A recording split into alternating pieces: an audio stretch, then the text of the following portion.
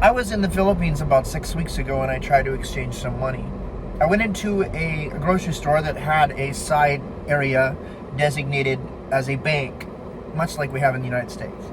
Branches inside a grocery store. I walked in with my money and I said I'd like to exchange, I think it was $700, all of them $100 bills. And I figured it would take 10 minutes. It took 45. I had to hand fill out about 4 forms, all of them in triplicate, asking every question you can imagine, my address, my favorite color. I mean, it really got crazy. And they took out magnifying lenses and they looked at the money and they rejected 3 of the $100 bills that I had, even though they were issued by Wells Fargo in California. So they were good enough for our banks, but not good enough for theirs. It is what it is. So I said, okay, fine. And it left an impression on me. And I remember living in other third world countries and coming across, bureaucratic processes, systems in place, and asking myself, why is all this necessary? To do the most mundane thing, I got to fill out all these forms. Why? Well, the reason is, my opinion, you can take it or leave it. The reason is that when you have a centralized economy or a centralized system, meaning that all transactions have to go through a centralized authority, the government has monetary control. And they can track who's in the country and they can track where money goes. But ideally, or I should say, in theory, this stuff is designed to make people safer, to keep people from being taken advantage of, or at least that's the way they sell it. But there's a more nefarious reason for bureaucracy as well, and there are reasons why people use bureaucratic means to control society, because that is the intent, in my view. It is to prevent wealth creation. Okay, again, I'm going to say that again. It is to prevent wealth creation. It is designed to prevent people from consolidating too much wealth, especially in the lower classes, because the government doesn't want people being too successful, because people who have money have power, and therefore to control society they have to keep the populace poor. Now you might say that's ridiculous.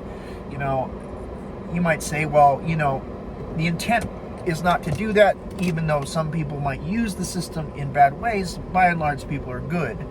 That's not my experience. It's not my experience at all. In fact, if you look at California, let me bring it back to the United States now. According to calmatters.org, last year, the California legislation passed 760 laws. Okay, that's more than 2 averaged per day. 2 a day. So when you go out and you're running your errands, you're taking your kids to the soccer game, when you're at your teachers' meetings, when you're paying your bills, when you're doing all this, the California legislation is busy creating more and more rules that you don't even know about. I doubt there's anybody who watches this video that can name 10 laws that were passed last year if you're not a lawyer. Okay? What does that mean? That means that the state, now you're talking about, there are more than 10 million laws on the books. Those are added to those laws. Not to mention the fact that at the national level, Congress is also passing laws. You know what that means? That means that anytime that the government wants to come after a citizen, and they do, all they have to do is look through their pages of laws and go, wow, here's one we can try. Here's one we can try. What did Stalin say? Show me the man, I'll show you the crime. Right? This is how lawfare is used. This is how the state maintains and oppresses the people through a financial system that is all intrusive. Okay? And you see this repeatedly over and over and over again. And Californians are fed up.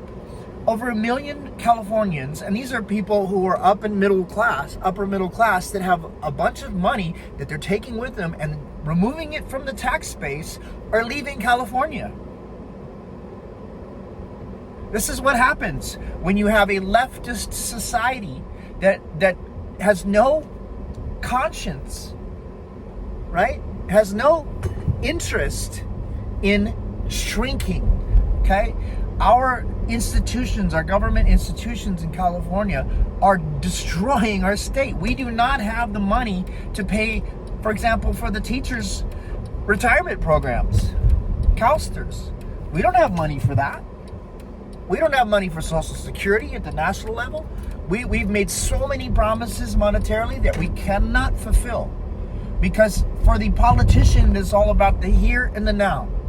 For the politician, it's all about what I can promise to stay in power.